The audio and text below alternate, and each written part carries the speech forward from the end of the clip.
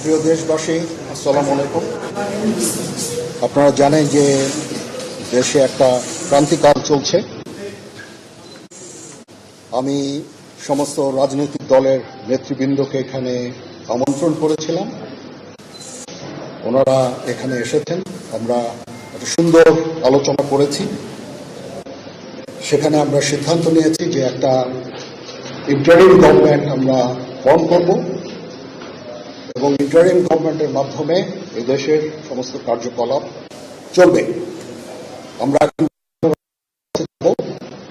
যে এই interim government ফর্মের ব্যাপারে ওনার সাথে আলাপ আলোচনা করে আমরা একটা ইন্টারিম গভর্নমেন্ট ফর্ম করে আমরা এখন মহামান্য রাষ্ট্রপতির কাছে যাব যে এই ইন্টারিম গভর্নমেন্ট ফর্মের ব্যাপারে ওনার সাথে আলাপ আলোচনা করে আমরা একটা ইন্টারিম গভর্নমেন্ট ফর্ম করে দেশ পরিচালনা করব। আমি আপনাদের কথা দিচ্ছি, সমস্ত হত্যা, সমস্ত অন্যায়ের বিচার আমরা করব। আপনারা সেনাবাহিনীর প্রতি আস্থা রাখেন, সশস্ত্র বাহিনীর প্রতি আস্থা রাখেন। আমি সমস্ত দায়িত্ব নিচ্ছি, আপনাদের জানমাল, এবং আপনাদেরকে আমি কথা দিচ্ছি যে আপনারা আশাহত হবেন না। ইনশাল্লাহ আপনাদের যত দাবি আছে সে দাবিগুলো আমরা পূরণ করব এবং দেশে একটা শান্তি শৃঙ্খলা ফিরিয়ে নিয়ে আসব। আপনারা আমার সাথে সহযোগিতা করেন। দয়া করে আর এই ভাঙচুর, হত্যা, মারামারি, সংঘর্ষ এগুলো থেকে বিরত হন। আমি নিশ্চিত যে আপনারা যদি আমার কথা মতো চলেন, আমাদের সাথে যদি একসাথে যদি কাজ করি আমরা, নিঃসন্দেহে আমরা একটা সুন্দর পরিণতির দিকে আমরা অগ্রসর হতে পারব। আপনারা দয়া করে আমাকে সাহায্য করেন। মারামারি করে এই সংঘাতের মাধ্যমে আমরা আর কিছু অ্যাচিভ করতে পারবো না, আর কিছু আমরা পাবো না। সুতরাং দয়া করে আপনারা সমস্ত ধ্বংসযজ্ঞ, সমস্ত অরাজকতা, সমস্ত সংঘর্ষ থেকে বিরত হন এবং ইনশাআল্লাহ আমরা সবাই মিলে একটা সুন্দর ভবিষ্যতের দিকে আমরা অগ্রসর হব।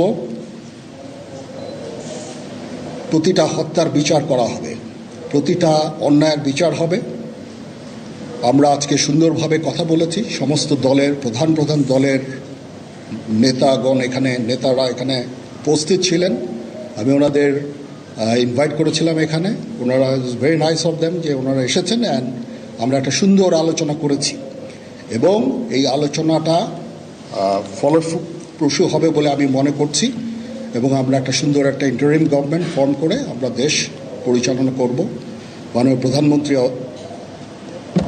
পদত্যাগ করেছেন এবং এখন একটা ইন্টারিম গভর্নমেন্ট ফর্ম করে আমরা আমাদের কার্যক্রম পরিচালনা করব।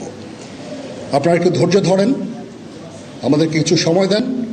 ইনশাআল্লাহ আমরা সবাই মিলে সমস্ত সমস্যার সমাধান করতে সক্ষম হব। আপনারা আর এই সংঘাতের পথে যাবেন না এবং শান্তি শৃঙ্খলার পথে ফেরত চলে আসেন।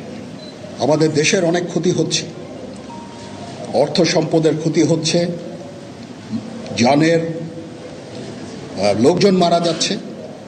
তো এগুলো থেকে আপনারা বিরত হন এবং আমাদের সাহায্য করেন। আমি সমস্ত দায়িত্ব নিচ্ছি, আপনারা আমাকে সাহায্য করেন। সবাইকে ধন্যবাদ। আল্লাহ হাফেজ। দর্শক, জাতির উদ্দেশ্যে এতক্ষণ ভাষণ দিচ্ছিলেন সেনাবাহিনীর প্রধান জেনারেল ওয়াকারুজ্জামান। আমরা এতক্ষণ সরাসরি সেখানে ছিলাম। দর্শক, আমরা এতক্ষণ সরাসরি ছিলাম। আবারও একটু সরাসরি আজকের পরিস্থিতি সম্পর্কে জানতে চাই। কারওয়ান বাজার থেকে সহকর্মী জাহাঙ্গীর আকন্দ আমাদের সাথে আবারও যুক্ত হচ্ছেন। আসলে বাংলাদেশের দেখতে পাচ্ছেন দর্শক, ইতিহাসের সৃষ্টি করছে, নতুন ইতিহাসের সৃষ্টি হয়েছে। ছাত্ররা বলছেন যে তারা কোনো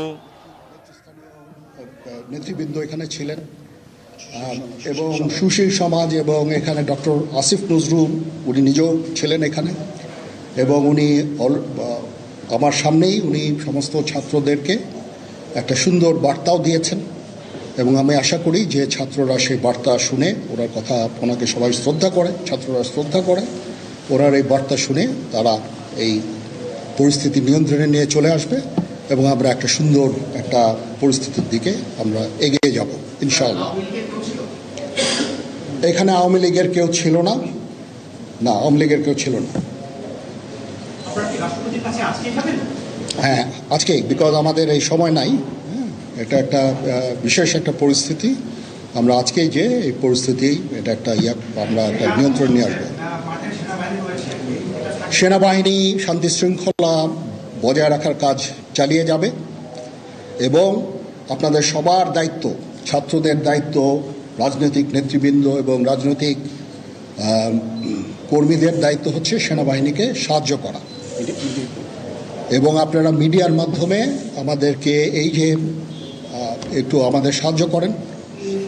সুতরাং জিনিসটা শান্ত হয়ে যায়, তাহলে আর কারফিউর কোনো প্রয়োজন নাই, কোনো জরুরি অবস্থার প্রয়োজন নাই, কোনো কারফিউর প্রয়োজন নাই, কোনো গোলাগুলির প্রয়োজন নাই। আমি আদেশ দিয়ে দিয়েছি সেনাবাহিনী কোনো গোলাগুলি করবে না, পুলিশ কোনো গোলাগুলি করবে না।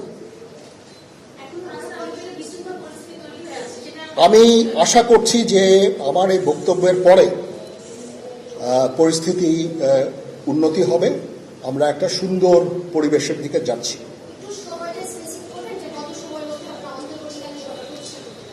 আমরা এটা না, আমি আজকে রাতের মধ্যে একটা আমরা সলিউশনে যাওয়ার চেষ্টা করব, বাট আমাদের হয়তো 2-1 দিন সময় দিতে হবে। এটা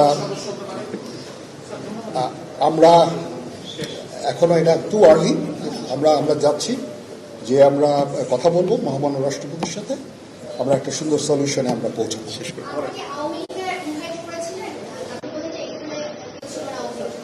পরিস্থিতি ছিল খুব কম, সময় খুব কম ছিল।